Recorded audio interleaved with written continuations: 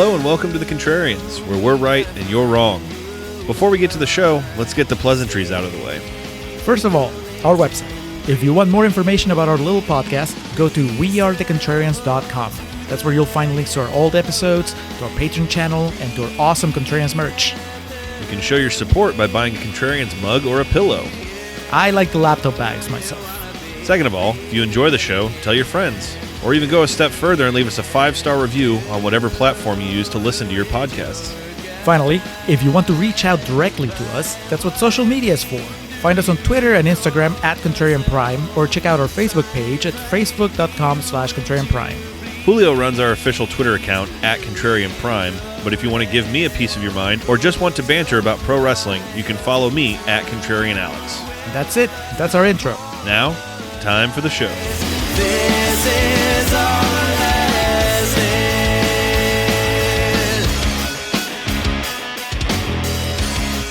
And we are recording for Contrarians Corner for Being John Malkovich, part 2 of our Mount Rushmore asterisk arc.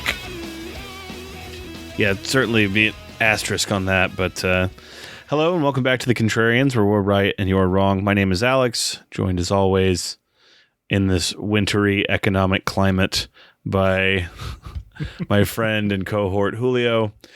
Julio, we've come once again to a Cameron Diaz film. This time, I think we're going to be looking at a bit more of a, at least based on reviews, a positive side of her career. No musical numbers here for her. Nope, sadly. And this being several years removed from The Mask, and she's obviously not like the pinnacle of white girl hotness in this. I don't think intentionally. She's got the Kathy hair, and she raises animals and whatnot. But Cameron Diaz, in a way, we're not really used to seeing her being in an art house film. Yeah, swinging for the fences. This is early in her career before she, there's the 3 stages in Cameron Diaz's career. Part 1, The Mask, where she just like breaks in and everybody's like, oh my God, what's she going to do? And they start casting her as like the hot young woman. Part 2, Being John Malkovich. She takes a turn and tries to win an Oscar. This probably ends around the time that Gangs of New York comes out. And she's like, okay, it's not going to happen. I got nominated and I didn't win. So part 3, just dumb sex comedies. And then I guess part 4, the epilogue, is her retiring when she's like, I don't know, in her mid-30s. It's pretty mind-blowing to me that this is just a 1 year removed from Very Bad Things, which have been complimentary of her in that. And those are like 2 of those movies we talk about sometimes. It doesn't feel like they exist in the same time frame, but so be it. Spike Jonze not making his Contrarians debut, but behind the camera for a film we're covering here, showing up for the first time. And Charlie Kaufman, the peak of white people movie writing in this man here. I think we'll talk a little bit more about that in the second half of the podcast, because I know, at least for my co-host, he penned one of his favorite movies, and this was his first, and it was also Spike Jonze's first, and what a way to begin. It's a fascinating journey we go on here in this fucking ego trip for John Malkovich. And also, and not an ego trip, it's more of like a weird stalker fan letter to him. Because Charlie Kaufman, wrote this specific, it's not like Tarantino writing Pulp Fiction for Travolta. Like, I had this idea for this really fucking cool character that can save this guy's career, or revive it, excuse me. And in this case, John Malkovich was doing fine. It's just Charlie Kaufman was fucking obsessed with him and just wrote this movie about him, and where all these characters like fawn over him and strive to be him. You think it was kind of weird when Malkovich read the script the first time? Do you think he was flattered, or was he worried? I wonder if he had like a heavy with him on set at all times, just in case something went wrong. He said, I'm gonna ignore all the red flags just because this could get me an Oscar. Is this our first Malkovich on the main feed? Because I know we just had him on the Patreon for Dangerous Liaisons. I think there's a production still in this from that movie too. Yes, there is. And then, of course, John Cusack is returning. Let's not forget, we did Bullets Over Broadway a long time ago. That's right. Many moons ago. He looked a little cleaner in that one. Oh, yeah. He's a disheveled mess in this. I think it might be the first Malkovich on the main feed. Wild. Everybody gets their turn. He's done like 1,000 movies, so it's surprising we haven't come across one yet. Meanwhile, I think we've done like 7 Ben Afflecks so far. I mean, why not? I didn't realize John Malkovich was one of the voices in the Zemeckis Beowulf. Just going through his filmography right now. So, who is he? So I know he's not Beowulf. Unferth? Yeah, Beowulf's That's my fault for asking. Like, I would recognize any of the names. He's not Beowulf, he's not Grendel, and he's not naked Angelina Jolie. So it kind of narrows it down. He is Malkovich. Oh my God, I forgot he was in Jonah Hex. All right, we'll get to Malkovich and his exploits in the second half, but we got to get to the lecture at hand here. If this is your first time tuning into the Contrarians, thank you so much for doing so. For our returning listeners, thank you all the same. Give us a moment here while we explain what it is we do to any and all new listeners. Here on the Contrarians, we like to rage against the Rotten Tomatoes machine. That is our battle cry. We'll find a movie on Rotten Tomatoes that is highly rated, a lot of times known as certified fresh. And what we'll do is spend the first portion of our podcast kind of arguing against that rating, calling out, kind of unnecessary storytelling aspects, poor writing, questionable direction, bad score, performances that aren't all they're cracked up to be. Just trying to say that, hey, maybe this high rating these critics gave it isn't, necessarily indicative of every part of this film. And conversely, on alternating episodes, we'll find a film on Rotten Tomatoes that is lowly rated, one of those nasty green splotches known as rotten. We typically shoot for about 30% and below, and as you could guess, we'll build that film up, talk about the positive merit in it, maybe underrated direction, storytelling choices, score, acting, wardrobing, sets, whatever it takes to beef it up and make it seem presentable, all in an effort to puppetry. All in an effort to, number one, we kind of talk about this all the time, and we have before we even started doing this. The Rotten Tomato system is uniquely flawed in that those ratings don't always tell the whole story, and also, two, you can be as over the moon about something as you want to be, or as cynical about something as you want to be if you really set your mind to it. But that all comprises the first half, part 1 of our episodes, which we call Contrarians Corner. Julio, if our listeners want to know how we really feel about the movie we're discussing, they just have to tune into the second half, part 2. That is correct. Part 2 of every episode, aptly called Real Talk. That's where we tell you how we really feel. It doesn't matter what the Rotten Tomato score is. All that matters is our true feelings. How did we experience the movie, regardless of its score, regardless of the gimmick? This is just us being honest with each other. Alex, we've talked a lot about Spike Jonze throughout the run of this show. I don't think that we've talked about Being John Malkovich a whole lot, maybe at all, even though it's a movie that I have seen repeatedly. And I don't know, I guess you have to. There's no way that you've only seen it once. I realized today watching it, this is one of those movies I only ever watched once in college, because there was like a lot of it I retained, but certain aspects of it that just I completely forgot about. It was, talking of Charlie Kaufman, the my buddies used to always call it Sindoche as like a joke just amongst us. I think I've called it that on this podcast before. Yes. So yeah, Synecdoche, not to be confused with Schenectady, New York. It was like that adaptation, Being John Malkovich, and there was like a rotating circle we had where we would like, think we're intellectual for watching these movies. So I remember watching it. I was surprised at how much I retained, because those other ones I just was like, yeah, whatever. So this was my second time. My first time as a full-fledged tax-paying adult. Well, it's my first time in at least 10 years, maybe more. So it'll be an interesting conversation once we get to Real Talk, and I will tell you my full history with this movie, because I have a little bit of a journey with it. But before that, I mean, this is 94%. It's up there with the freshest movies we've done. Who do these guys think they are? It's Spike Jonze, Charlie Kaufman taking the world by storm, allegedly. We're gonna take them down a few pegs. Them and Malkovich too. We're gonna be negative about this movie during Contrarians Corner.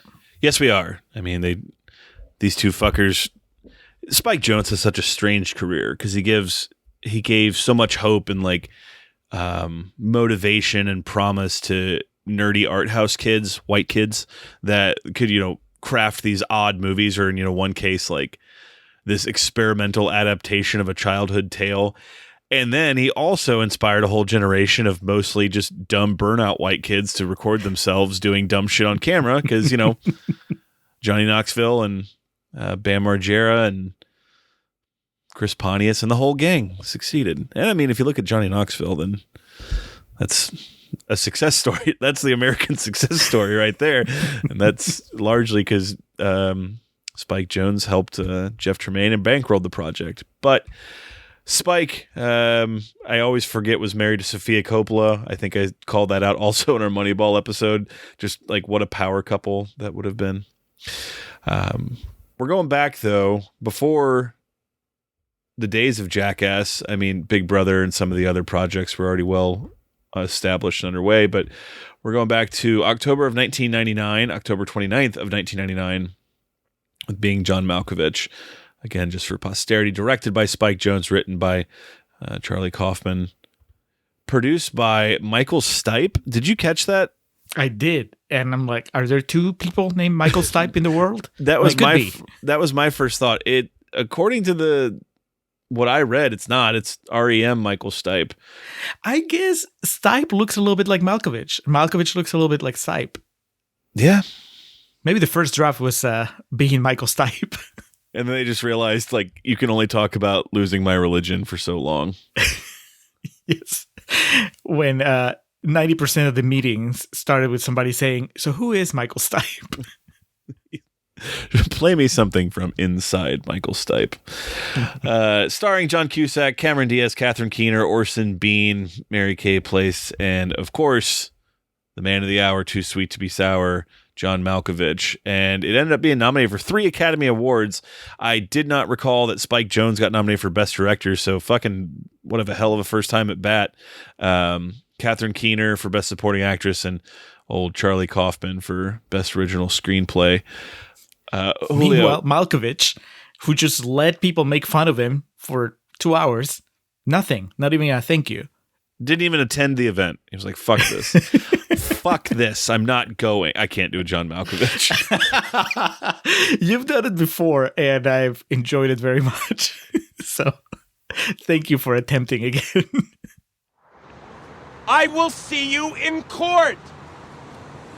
94%. So Julio hit us with the critical consensus, or at least what these Rotten Tomato journalists are telling us.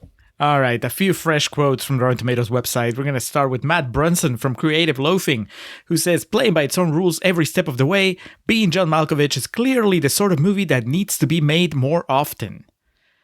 Does it, though? I mean, I would think that the second time around, it just doesn't feel the same way. There's, like, you want to talk about a movie, there would be no legs for a sequel. Like, right. What are you going to do? Being John Cusack. The prequel. I mean, the ending for this is fucking terrifying, and I guess in a way sets up a sequel, but in no being way Charlie would I want Sheen? to. No, being Emily, the little girl. Well, yeah. Charlie Sheen in Being Emily.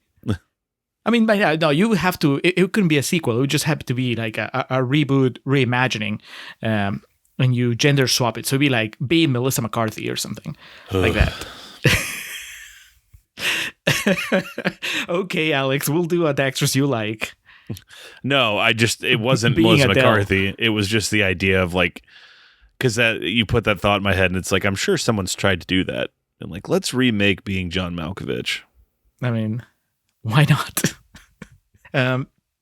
I think before we move on to the next quote, I forgot to call out, for those of you who decided to skip our Bone Collector episode, the reason we're doing this and the reason we had that Mount Rushmore gag is just because we're paying off a promise that we made last year during the live stream for The Cure. Look, if you want the full story, listen to the Bone Collector episode. But just so you all know, this is our Cameron Diaz entry. And believe me, Alex, I looked for quotes that mention Cameron Diaz, but it looks like the critics were more interested in talking about Spike Jonze and Malkovich and Kaufman, and not so much about Cameron Diaz, who I think is just as important in this movie as all the other people in it.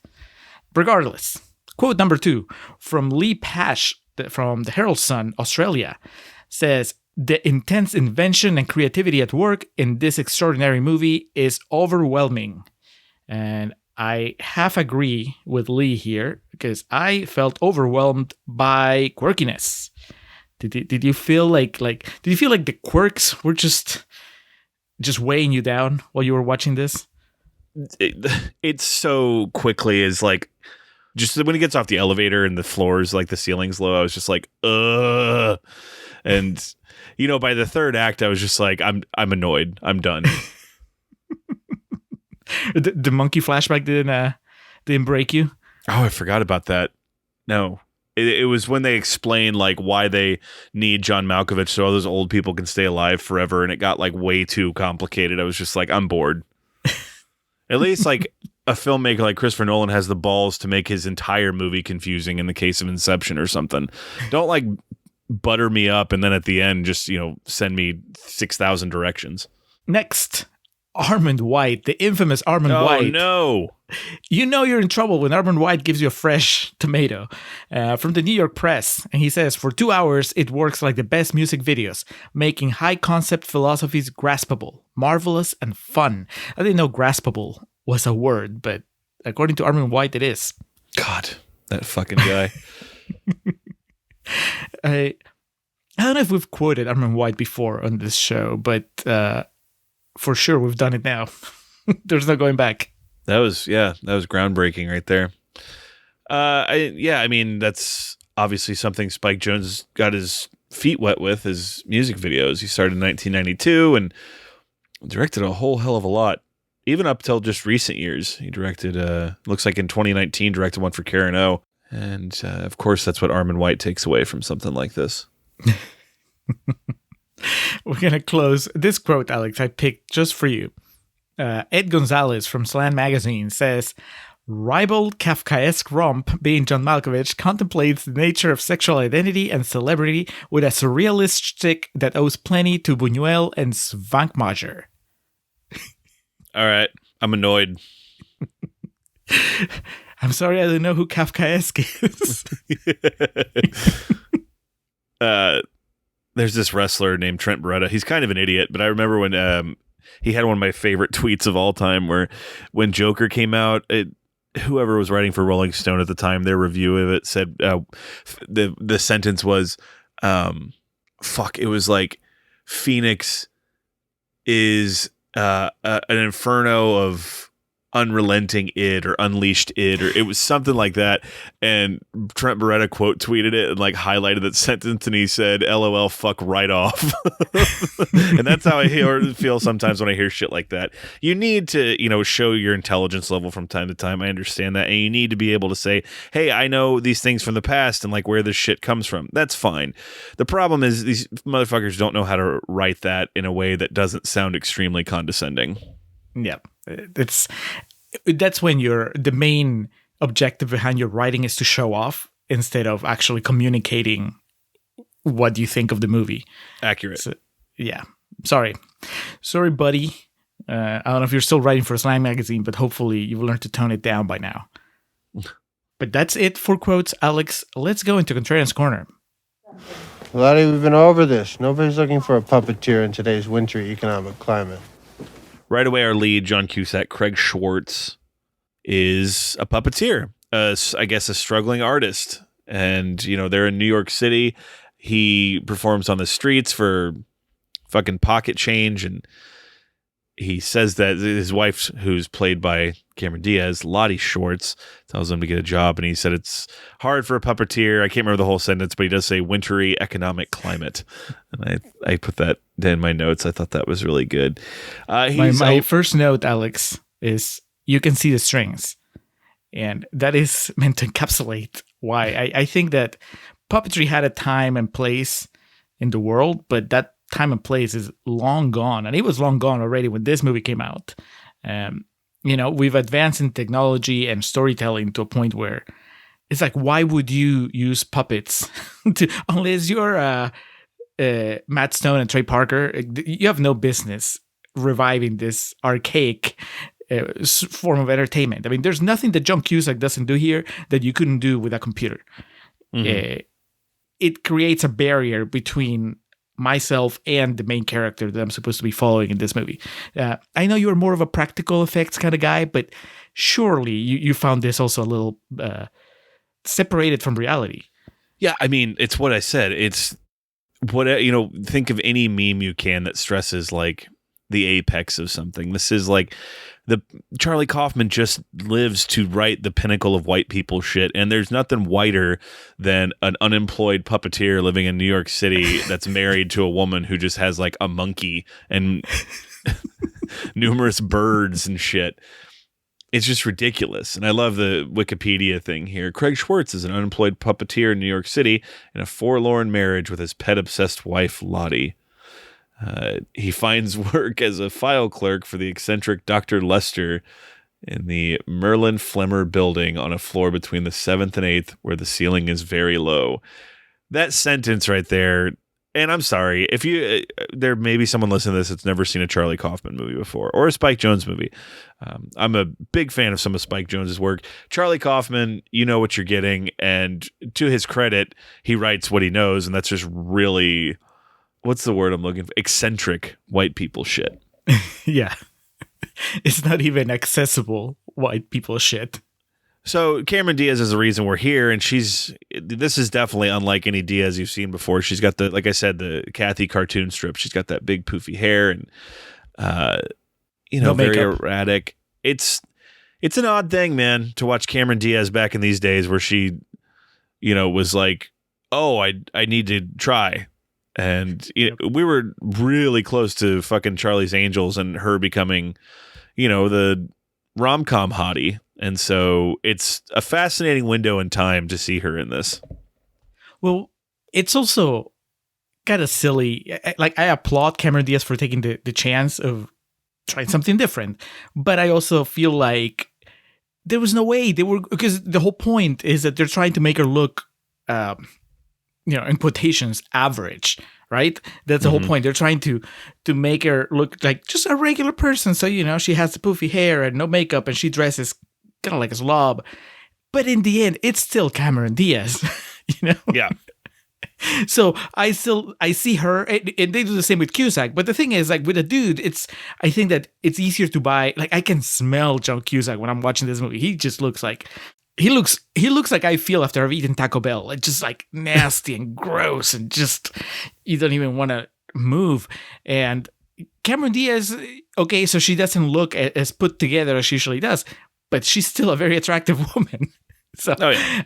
And they don't even, she has the pets, but they didn't have kids to where you would say, okay, they stay together for the kids. I just don't understand why she stays in this relationship. He doesn't even have a job. And she has a monkey. I just have a note that says, "There's a monkey!" ! And yeah, he goes out and performs on the streets. He gets decked in the face because, is it the Scarlet Letter that he's doing when he's is that what he's doing? I was not sure, but I was thinking that could have been what it was. But yeah, he... it's an erotic tale, and this guy sees he's making these puppets fuck or, mime fucking, and so he pops them in the mouth. So anyway, he goes home, and as we said, he ends up with this job. First and foremost, I need to call out when he opens the newspaper to find this job listing. He opens up, and there's a big full-page story on, I believe it said Ozfest, but the fucking picture they have that takes up half the page is Coal Chamber. And seeing Coal Chamber, I was like, yep, this is like the most 1990 thing possible right now. Coal Chamber, Julio, was a new metal band.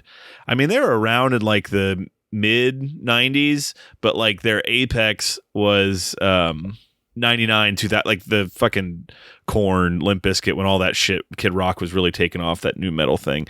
And yes, I absolutely had 2 of their CDs as I guess preteen, teen at the time. What was it? It was Chamber Music. Yes, that was the one I had. And they were like, you can just see from the screenshot I said posted, which is now on our Twitter account, like, the fucking eyeliner and shit. But they had a chick playing the band. They had a girl bassist, so that was fucking badass.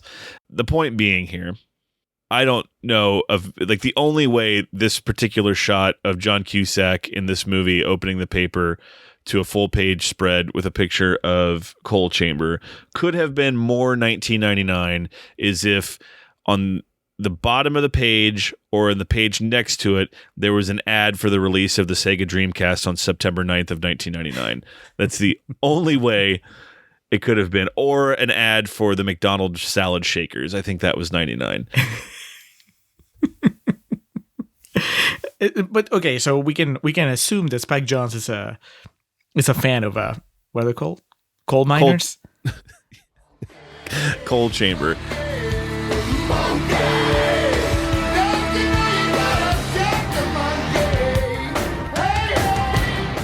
So he answers this ad, Julio, and he goes in for a job interview for a filing clerk. And so far, we're kind of quirky. We're having a little bit of fun. And we just go off the fucking rails here. Because he goes and he sees that the office he's going to is on the 7.5 floor. Gets in the elevator. Sees there's no 7.5 floor button. And who else but Rob Zombie's Halloween 2 Octavia Spencer appears with a fucking iron rod and helps him out with this. What a wild appearance by this she would have been a young woman at this point. It underscores the fact that, unless I'm mistaken, there are no other black characters in the movie. And she's there only for a minute. Gee, you think? She was invited to stick around and she's like, nope. this is not my scene. My next note just says, God, this is so Spike Jonze / Charlie Kaufman. Because, yeah, he comes out, the ceiling's low, and he goes and meets the secretary, Florence, here, and her quirk is she doesn't understand. She has, like, a hearing problem because she doesn't really understand what anyone's saying to her. Mary Kay Place. Is that funny to you, Julio? Do you find the comedy in this that it so desires to deliver? It's kind of like the opposite of that whole thing of, something that starts funny, then it stops being funny, and then if you keep repeating it, it gets funnier. In this case, it's just like, it's not funny to begin with, and the longer it goes on, it gets funnier. Because they run it to the ground. It's like, that joke starts in this sequence, in this scene, and then it continues when he goes in for the interview. At some point, you're like, we get it. She doesn't understand what people are saying. It's, no, I don't find it funny. I think that, here's my thought. I know John Cusack is a good actor. And I know John Cusack can be funny. But you have to give him something to play off of. And this setup is too much quirk and not enough jokes. That's how I feel. Mary Kay Place, as with all things important, it always comes back to Undeclared. And she was on an episode of that. She was on the episode Parents Weekend. She played like a really prodding and non-trusting Christian woman that tore their dorm room apart looking for drugs and condoms and whatnot. And hilarity ensued, much unlike her character here. My name is Schwartz. My name is Schwartz. So Craig goes into his interview with Dr. Lester, played by Orson Bean. Julio, you know, Bean from much else. Was he in Undeclared? Was he someone's dad? He was married to Mary Kay Place in Undeclared. He was not. Looks like he was a prominent television actor. His film credits are not too expansive. That's why I was curious if you had seen anything else. He strikes me as the kind of guy you get when you can't get John Mahoney, which I guess now you can't get John Mahoney, so maybe Dr. Lester's getting a lot more auditions. So Julio, explained to me what happens here. You know what? Just take the rest of like this first day at the office away, because he gets the job on the spot and then goes to orientation. It's the main takeaway here is that he meets Catherine Keener. You know, he goes to orientation, he watches this video, he gets the job, of course, and I guess there's a correlation between being a puppeteer and being really good at filing stuff. Fast hands. Yeah, I guess. Gotta take Spike Jonze's word for it, but he meets Catherine Keener here. How do you feel about Catherine Keener playing this type of character? Because I am used to gentle Catherine Keener. You know, the woman that falls in love with Steve Carell in The 40-Year-Old Virgin. That's a Catherine Keener that I like. And then here she is cold-hearted and manipulative and backstabber, and I'm not saying that she doesn't play it well, because she does, but it was just so off-putting. And I don't know, because, jumping ahead to the very end, she gets a happy ending. And that made me feel like the movie maybe, like I was supposed to like her more. Because when we get to the end and she's, she has a family, I don't know that she deserves it. So how do you feel about Catherine Keener here? Well, you clearly have not seen Hamlet 2. She's a fucking monster in that movie. She's like huge bitch. Is she? So, oh yeah, dude. You've seen it once, right? Is that right? Yeah. I remember Elizabeth Shue. And oh no, Catherine Keener's she's a very bad person in that movie. But here, yeah, that's kind of the thing of what you said. I think a 40-year-old virgin or just kind of other fun stuff, or the skin-crawlingly awkward scenes and Enough Said with her. It's weird for her to be like the Sharon Stone in this, the siren on the water type, and then also it is odd. Like none of her intentions are good at any point in this movie, yet she gets the happy ending. You're right. Yep. Well, we'll get to it, because I think that the movie takes kind of a cheats in order to redeem her. It's kind of like she's a horrible person, and then fast forward 7 months, and suddenly we're supposed to like her now. But we'll get there. The thing is, when you see her here, and John Cusack is fawning over her, and she treats him terribly, it's not like I'm rooting for these two to get together or anything. But it also diminishes him as a person, because we know he's married, he has a wife, and I just find myself kind of adrift. Who am I supposed to be rooting for here? Who is my guy? Who's my girl? Who am I identifying with? I guess it has to be Lottie, like the Cameron Diaz character, but she's so. They're also removed from reality that I have a hard time kind of like centering myself and being able to get invested in the story. I don't care about what happens to any of these people. So when Cusack goes back home and he's obsessed with Catherine Keener, and he starts like lying to Cameron Diaz about her, I mean, it's just I don't care how these relationships turn out. Were you invested in anybody? No. Not even Dr. Lester and his sexual fantasies? Well, at first I thought he was like Cochran in Halloween 3. Like it was like, oh man, he's gonna kill all the children in the world. Like what's going on here? Because like the operation he was doing didn't really make sense. But it doesn't need to. It quickly like dissipates, and fucking Flores is super horny for John Cusack and all this shit. And I was just, I was wanting Octavia Spencer to come back. Is basically what I was thinking the whole time. And when we get to John Malkovich, I was having fun with some of that. But as far as like the leads here, no. I mean, I'm not wrong, right? Like Cusack is a creep in this movie. Yeah, like he's the worst. When he goes on his date, jumping ahead here, he goes on his date with Catherine Keener, and she sees his ring and says, "Are you married?" And he goes, "Well, enough about me." It's like this movie's not from this isn't fucking Revolutionary Road or The Ice Storm. Like it wasn't back in the days where that's just kind of what happens. I mean, this was women had power at this point. You shouldn't be fucking dicking them around and playing with them like that. So I found the tone to be odd. I mean, they kind of flip it on its head with the atmosphere being like the women are sexually inappropriate towards the men in the office, like I just mentioned with Mary Kay Place, where she has the admittedly awesome line of like, "I need you to file me, and remember I comes before you." I was like, all right. You done good, Kaufman. Way to go. But that's the problem, right? Because if you're talking about how this movie is made at the time where, well, the sexual revolution has kind of happened, and so now women go to work and women hold power, and of course, yeah, there's still an imbalance of power, but still, like the whole point is Catherine Keener is there, and she holds all the cards, but at the same time, you're making her one of the most despicable characters in the movie.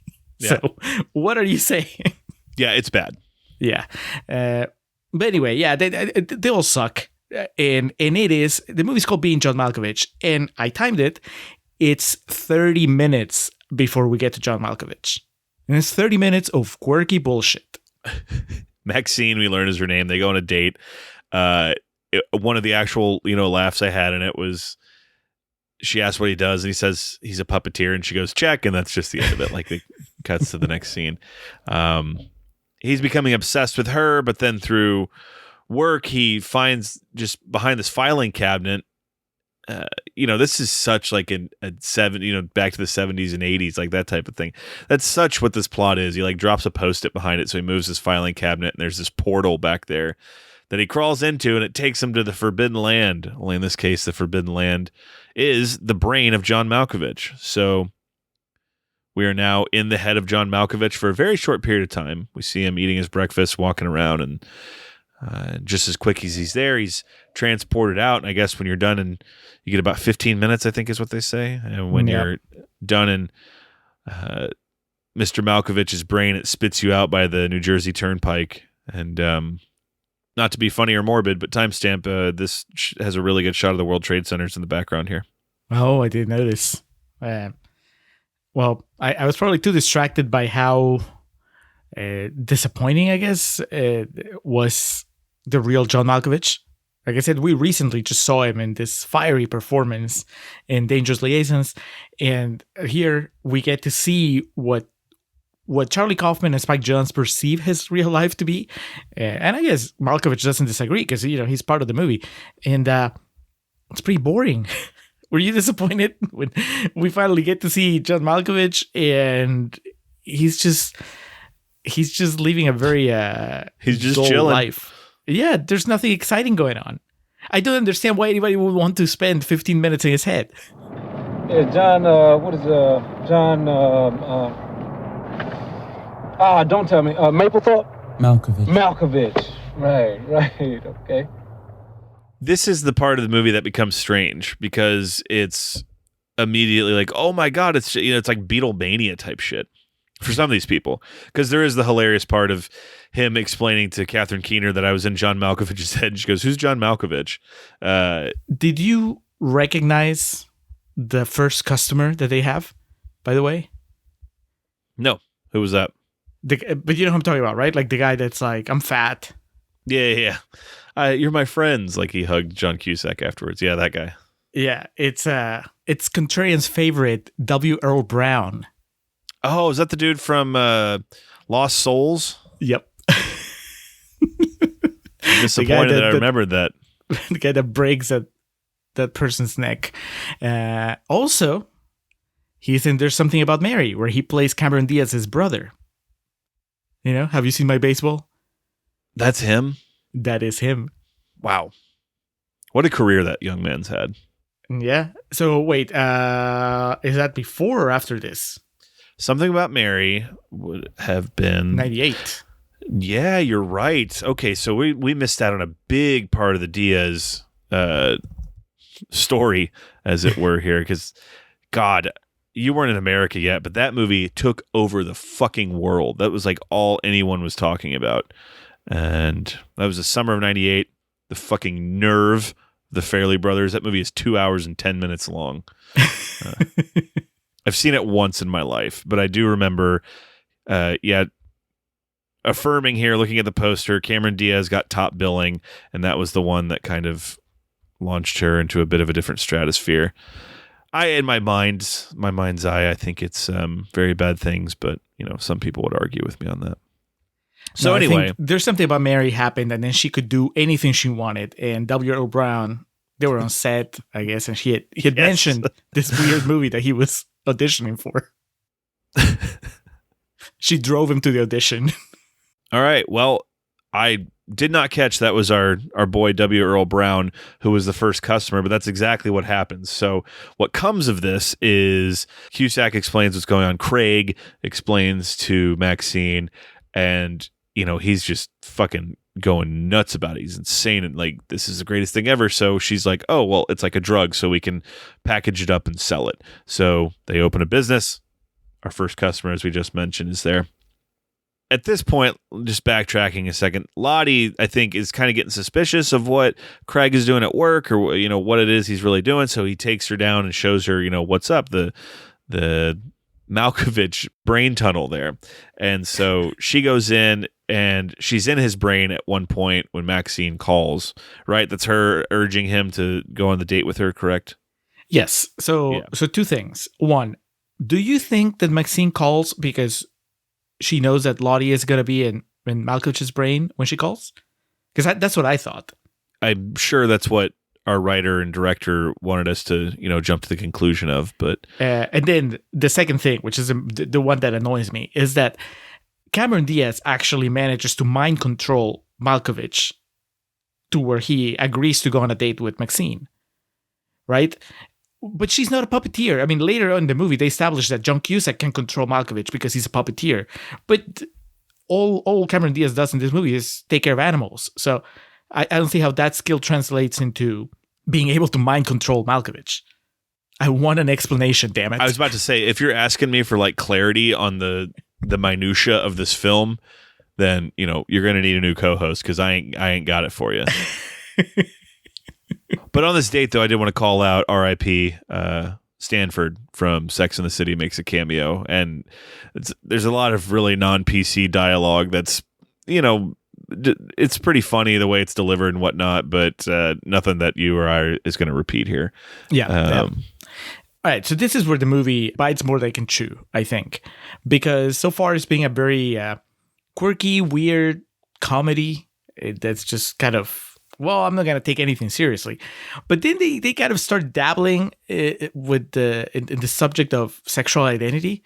And I think that maybe we just didn't take that as seriously back at the end of the 90s. Whereas like now we all talk about it, and we, it's like America and the rest of the world kind of decided to try to figure this out. So watching this movie that's made at the end of the 90s and seeing Cameron Diaz kind of like casually, like the movie treats it as a joke, right? That she went into Malkovich's head a couple times, and now she's come out deciding that she wants to be a man, and Cusack is kind of dismissive about it, and Catherine Keener finds it, I guess, attractive, intriguing, and it was. I just felt like you needed more mature filmmakers to handle. If this is where you're gonna take the story, then you need somebody that's taking it a little more seriously than these guys are just throwing everything at the wall to see what sticks. You know what I mean? Because I think that the ingredients are there to make a movie that is actually profound about how we perceive our own sexuality and how it can be very fluid depending on the circumstances. But this movie is not it. I think that they would have been better off just staying with the dumb jokes about John Malkovich's career. Yeah, it's also like by the end of it completely discarded. So in a sense, it really doesn't go anywhere, Right. It's not like, yeah, you're right. that aspect of Cameron Diaz is replaced, I guess, by just her liking Maxine, and that's it. Which is weird because right at the beginning of when this happens, it's not that she's attracted to Maxine. It's just that she likes being Malkovich.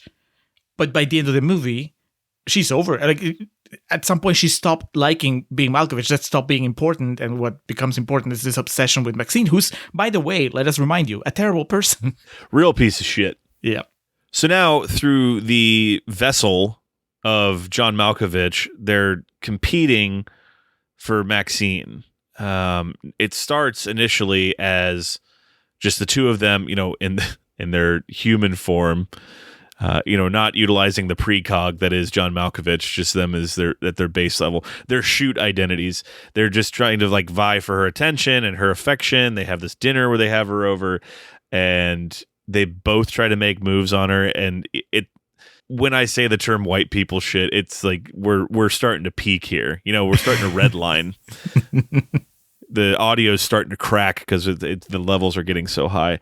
And she tells Lottie, I'm falling for you, and I really, want you, but only as John. And so there's this love blooming, but they have to take this innocent man and use his brain and body to achieve it. It's, I don't know. I wasn't to the point of being annoyed yet, but I did find myself just like, come on, what are we doing here? Is this your partner? She's pretty. I had to do the Malkovich ride again, Would you pay $200 for this experience, by the way? Because that's what they're charging. And that's $200 in, late 90s money. So would that be $200 in this situation you're posing? Would it be John Malkovich, or can I pick who it is, or is it? No, you're W. Brown. They just told you. It's 15 minutes in John Malkovich's head. I don't know, man.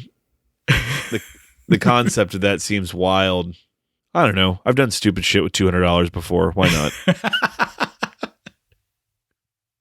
I think that if you talk yourself past the risk, like the idea of, well, I don't know what's going to happen. I don't know if it's safe. But so you do it once just to see what it's like. The real question is, do you do it again? Do you become one of those people that just comes back once a week with $100 because you want to spend 15 minutes in Malkovich's head? That's where, I don't understand why you would do it a second time. Because it's like, what if you like jump in when he's in the middle of doing, what if he's taking a nap when you jump in? You just waited $200 to be inside John Malkovich's head while he's sleeping. Or if he's like cranking Rod and you're like, oh man. First time that Cameron Diaz teleports into his head, he's taking a shower. And apparently she found that very pleasurable. It's true. Now, all of this that we're talking about is making Craig very, I was going to say despondent, but that's not the word, angry. He's just pissed off and, everything he wanted is falling apart. So he goes and gets a gun because it's America and then holds his wife hostage and puts her in a cage. Because it's America. As you do, locks her in a cage with oh man, what the monkey was so cute. I forget his name. It was like Eugene or something like that. Elijah. There it is. Not Eugene, Elijah, who eventually saves her, but she's caged up with him as he takes off and jumps into Malkovich's brain. It's starting to with all these customers and everything, it's starting to break his head and he's, kind of short-circuiting in many ways. He pays a visit to his friend Charlie Sheen at one point, who's rocking just unreal sideburns and explains, what's going on. And Charlie Sheen he immediately attributes it to weed or something, right? He's like, you were just stoned, man. Yeah. When was the last time you saw Charlie Sheen in a movie? That's one of the first things I immediately thought of. Was like, when's the last time I saw him in like a serious movie? Because I remember he was in one of the last scary movies and like nothing that should be taken seriously. Right. And so, yeah, it was kind of jarring. Right? Because he shows up like you're supposed to recognize him as a big deal, which I guess in the late 90s he was. I mean, I don't want to be mean to Charlie Sheen, but let's say like 20, 30 years from now, 50 years from now, somebody watches Being John Malkovich, and that'll be the head scratcher. We're like, who is this guy? Am I supposed to know Charlie Sheen? It is fascinating, like as a cautionary tale of how, quickly you can fall from grace, that type of thing. But yeah, he's there. He shows back up in the end. It's funny, I guess. But eventually, Malkovich figures out there's someone in his head, and then how does he follows Maxine, right? Mm-hmm. And the funniest part in the movie, Real Talk Contrarians Corner, I lost my fucking mind. His disguise is he's just John Malkovich, but he's got sunglasses and an I Heart New York hat on. Yep. And he sneaks into the building this way, and he basically follows the crowd of people to see what's going on, and he asks, what's the line for, whatever, and they explain it to him, and he just fucking flips out. Tackles someone at the front of the line, yells at John Cusack and says he wants to try it out, and then he goes into his own mind. And Julio, what can we say here? We get John Malkovich with just a stellar rack. We get him in all kinds of wardrobes. What happens here? Does this break the system? Is this the most iconic sequence from the movie? The Malkovich Malkovich sequence? I think so. Right? Like, I think that was, if somebody, if you brought it up back when it first came out, this was the one that people talked about.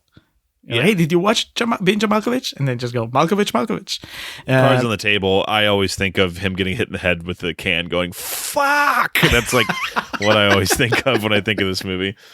But that's because you're a more elevated kind of customer, Alex.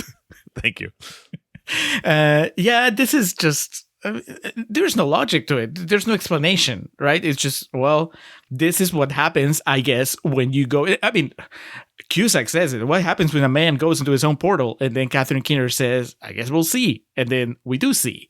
It's just... there's no rhyme, no reason to what happens. It's just a whole bunch of John Malkoviches repeating his name over and over. It's bizarre, but I don't think that it adds anything, any sort of meaning to the story, to what's going on. He could have gone into a white room where nothing is happening and the story plays the exact same way.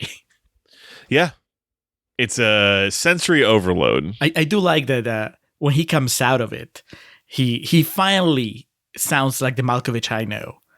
When he goes, "It's my head, Schwartz." I will see you in court. And then, of course, we have the line from Cusack where he's like, "How do you know I won't see what you're seeing me in court?" What are we doing, guys? So we get the monkey flashback that was referenced in which Elijah eventually realizes, how he was captured and this woman rescued him, so he saves her. It is so fucking cute. He gives her a kiss and stuff too. I think that's a little bit earlier, but it's adorable. Just everything about this is falling apart. Malkovich's brain is like short-circuiting. Once Lottie is free, she goes and visits with Dr. Lester, who earlier in the film at a dinner party or just a dinner at her house stumbled upon this room where it looked like just an obsessed fan, but someone who had been tracking the life and, physical growth and progress of John Malkovich. So without her telling him, "I know something's up," or "you have something to do with this," she tries to just come on kind of coy, be like, "I have this obsession with John Malkovich." And, quickly it's like, "Oh, you figured it out," that type of thing. And then he gets out like a pamphlet and we just, Julio, I'm going to rely on you again to explain this to, myself and our listening public here. Cause this is the point. My note just says, LOL, what is this? Cause we just go into this insane, like, John Malkovich is a portal for immortality. What's going on? See, this is proof that sometimes it's better to just not explain things. I know we said about... That's the point. I could say that I was having fun up until this point, and, it's just kind of like, this is quirky or whatever, but then it just spirals out of control. Yeah. And again, it's unnecessary because I guess there are two ways that you can end this story, right? You can just keep it complete lunacy and you don't explain anything. And it's just, whatever ending you arrive to, you already did half the work because you've already established this movie is bananas. So whatever ending you throw at us, we're not going to have any other option but to accept it because that's just, we know what movie we're watching. Or option number 2 is you drop 50 pages worth of mythology right here when we're about to head into the third act. And it drags the movie down. As far as I understand it, this guy, Dr. Lester, is the guy from the orientation video, the guy that's referenced on the orientation video. So he's like a pirate, a captain from, centuries ago, I guess. And he found the portal, and the portal didn't always lead to John Malkovich's head. It just leads to someone's head who becomes his vessel. When that person that the portal leads to turns 44, that's when they're ripe. And then he goes through the portal and then he stays there for good and he takes over the body. If he goes after they turn 44, then they're overripe, I guess, and then he can't control them. Now, how does he know this? Because it's not like he found a manual and he read it. And if this had already happened, then he wouldn't be talking to her. You know what I mean? Like if he had gone into somebody's decades of trial and error, my friend. but the way he tells it, there's no room for error. If you go at the wrong time. Oh, you're right. Yeah, he says like I'll be buried by his subconscious and wouldn't be able to, come out. How does he know this? Especially because he's the only person that's been doing it, right? And this is the first time with John Malkovich, who might be vessel number 5 or whatever. With John Malkovich, he says he's been feeling so lonely as Dr. Lester has been the only consciousness in this body that he's going to bring all his friends into Malkovich's head. So it's him and a bunch of other old people. And they're going to go at midnight on his 44th birthday, and they're all going to live inside Malkovich's head and take over. And they're going to control Malkovich. Not unlike Girl on the Third Floor. Exactly. Yes. That is a correlation in that CM Punk movie. Malkovich! So yeah, they have to enter Malkovich's mind at midnight on his 44th birthday. If they don't, then I think they miss their window, and then the portal leads to the next vessel, which would be a baby. And if they go in when the vessel is a baby, then they get trapped in there forever because they will be in the subconscious. Yeah. there's no way. I don't know how he knows this. He never explains it. Point being, this isn't fun. Like, No. the movie had a little bit of fun and levity to it, and then it gets to this point, it's like, what the fuck, man? No, it's homework, because you know that he's telling you this because you're gonna have to remember it later in order for the story to make sense. Yep. It is, it's a drag. I didn't have anything against Dr. Lesser until he started giving me a history lesson. It's a bummer. And how does he? Cameron Diaz should have been like, "How do you know all this?" And he would have said, "Because Charlie Kaufman told me so." Because I am John Malkovich. Craig has figured out how to basically hang around in Malkovich's brain. And for us, the viewing public, it results in this insane dance scene where John Malkovich has like an entire fucking duvet wrapped around him like a shower towel, and then dances around the room, throws a candle holder at a mirror, I think, and kicks a table.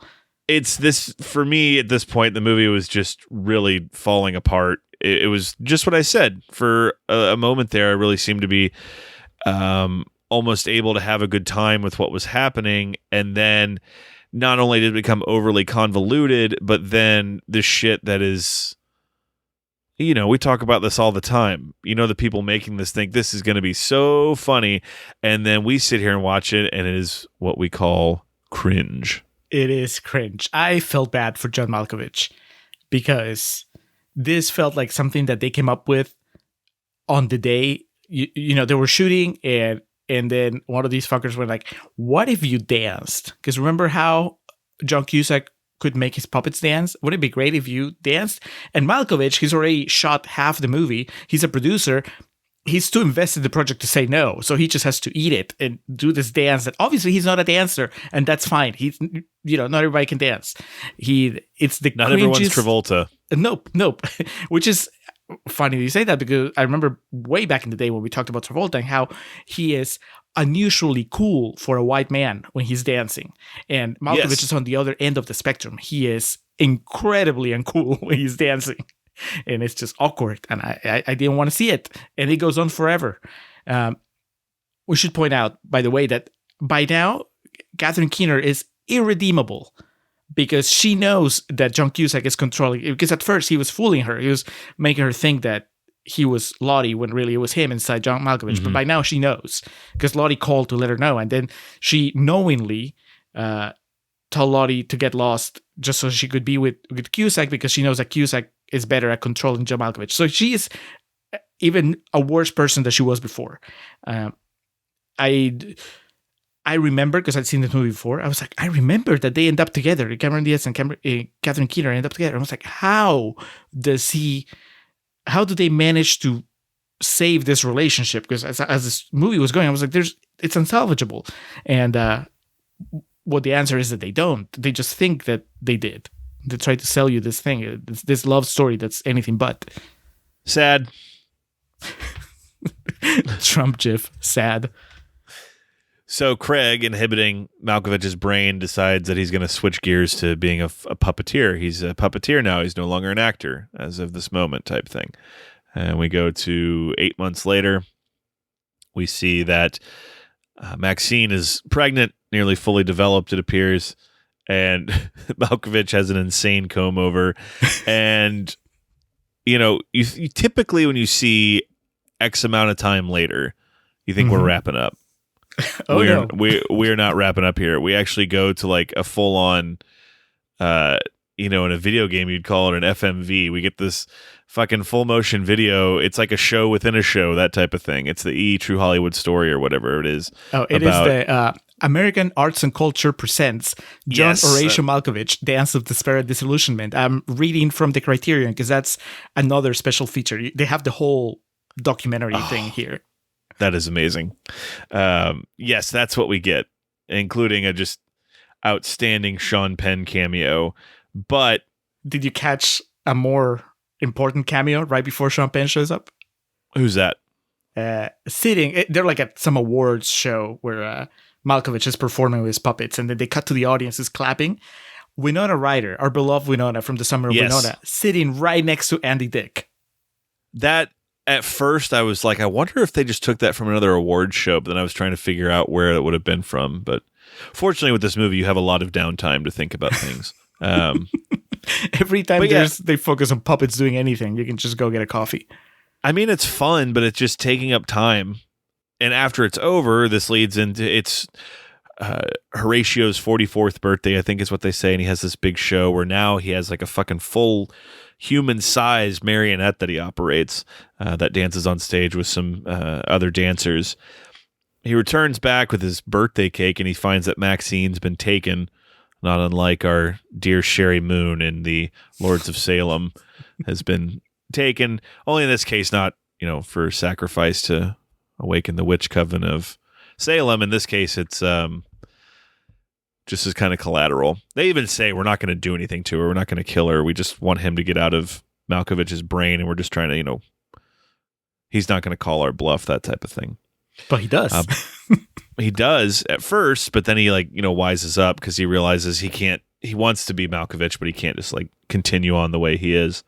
So in a shocking final twist for the way this movie's written, for all the progressive things that, you could argue it did and the subjects it covered that were kind of, different in the time of 1999, we get right back to square one, and that's that all women hate each other. And Cameron Diaz can't help but try to kill Catherine Keener for, taking John, and she has the gun, right? That John Cusack threatened her with earlier. And she literally says, if I can't have you, nobody can, or nobody will. That's that's a joke line. That's something that we say when we're making fun of a movie. And then with nowhere to escape to, she chases Maxine, runs off into the tunnel, and this would be her first time getting in there. And then she's quickly followed by Lottie, and they land in Malkovich's subconscious. And we get at this point in the movie, it's just let's fucking go home. And now we get this really depressing tour through the life of John Malkovich, where he was bullied and no one liked him. And, girls thought he was creepy. And this is all intertwined with Cameron Diaz shooting a gun at Catherine Keener. And it's, what are we doing, man? I'm trying to remember how the chronology. This is happening inside Malkovich's head while John Cusack is also in there getting into a fight at a bar. I believe that's what we're supposed to take from this, yes. So he didn't notice that Catherine Keener and Cameron Diaz were trying to kill each other inside his head? I guess not. I mean, I've had to rely on you for a lot of this movie, so it's just where we are. I think that they're counting on us just being so exasperated by all the nonsense that you're not going to ask any questions. Yeah, they're counting on us to not try. It's the rise of Skywalker. Well, you're here, so what are you going to do about it, really? I dare you. I dare you to leave and ask for your money back. I love you so much! No! Why did you have to hurt me like that? I'm sorry, Lottie. I guess I loved you too. In my way. They eventually end up on the New Jersey Turnpike, and this is, the proverbial threw my hands up in the air. Catherine Keener informs Cameron Diaz that she, in fact, is the father of her baby, as she conceived when she was in the head of John Malkovich, so it doesn't actually belong to Craig. How does she know this? I don't know. I'm not going to dare speculate how a vagina works when I don't have one. So, well, I can tell you how science works. I mean, there's a way to determine paternity, but in this case, both whether it was Cusack inside Malkovich or Cameron Diaz inside Malkovich, the DNA, the science would still be the same. It's Malkovich's sperm, so it doesn't make any sense. There's no way for Catherine Keener to know when she got pregnant in this case, right? Because it's not like, she only had sex with Malkovich when Cameron Diaz was inside. She also had sex with Malkovich when John Cusack was inside. So how does she know? There's no way of knowing. It's bullshit. And Cameron Diaz should have called her on that. Yeah, man, I got nothing for you. I'm on your side on that. During this, though, is when Craig realizes, I need to get back to Maxine and also, give these old fogies what they want. So he just willingly is able to kind of just drop out of Malkovich's head, and you get John Malkovich gets this kind of shimmy in his stance, like Michael in Halloween Ends when he kills someone again for the first time, and he's like shaking off like a dog, and Craig lands and then goes to chase his ex-wife and I guess wife now, and tells Maxine, look, I came back for you, I love you, and Cameron Diaz yells, fuck off, Craig, and Maxine tells the cab driver, whoever they're hitchhiking with, he's not with us, and they take off, and I don't know what the message is there. I don't know either. It's so weird that it's really hard to pick up what it's trying to say about. So what I was saying earlier. Once you introduce the ideas of like, all right, we have the potential here to explore sexuality through this artifice of the portal inside John Malkovich's head. Well, you kind of have the obligation not to see it through, and this movie doesn't. Instead, it just keeps throwing weird stuff at you. So you get to the end, and I was like, yeah, you're right. I don't know what it's saying. That some people are bad and get away with it, and some people are bad and don't. Yeah, and again, what we've been saying the whole time is like, what's the message here that Catherine Keener gets the happy ending? Mm-hmm. Manipulate people and treat them like shit. All right, there you go. Because that's the problem with that time jump. When you go 7 months later, and now she's pregnant, and she's looking at this doll that looks like Cameron Diaz and apologizes to her. I needed to see this process of her becoming a better person or realizing that she missed Cameron Diaz instead of just doing it the easy way, right? 7 months later, oh, she's a better person. You need to sell it to me much better than that. So, yeah, we get to the end, and she and Cameron Diaz have a daughter, and they look happy. They're playing by the pool, and I feel like this is not earned at all. And then we find, to close the movie, that Emily, their daughter, in a terrifying turn of events, John Cusack is now in her brain. Trapped. Because he went in when she was a baby. Because that was the last thing he said. As they were leaving him in the middle of the road, he said, I'm going to go back into Malkovich's head and I'll win you back, Maxine. But of course, he hadn't been in the room when Dr. Lesser was explaining how the mythology works. So he went into the portal after midnight and got stuck in the brain of the, at the time, unborn baby. Funny how things turn out. Oh, that's okay. That you just pieced that together for me. Well, to be fair, I've seen this movie more times than you have. That makes total sense. I guess I just kind of wasn't sure what I took away from that. But yeah, terrifying ending. Even more terrifying, we find out that Dr. Lesser and his friends, who are now living inside John Malkovich, are going to eventually take over Emily's body, brain, and everything. Yep. Because we conclude the movie with Charlie Sheen showing up in a really bad bald cap, just so you know, ha ha ha ha ha ha ha. And we see that John Malkovich has ended up with Florence. And yeah, to your point, he says, I found a way for us to live forever, you, me, Flo, maybe even Gary Sinise, he says. And which I don't know what the relevance of that was, but hey, who am I to say? They're in the same theater company, Steppenwolf. I think they actually name drop it in the Malkovich documentary.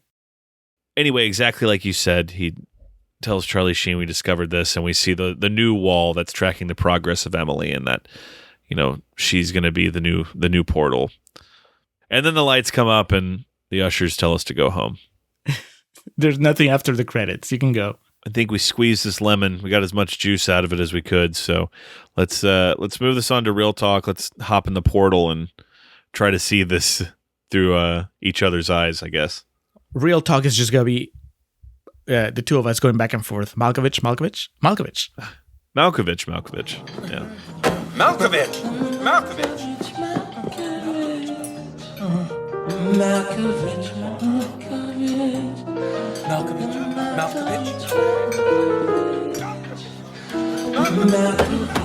Malkovich.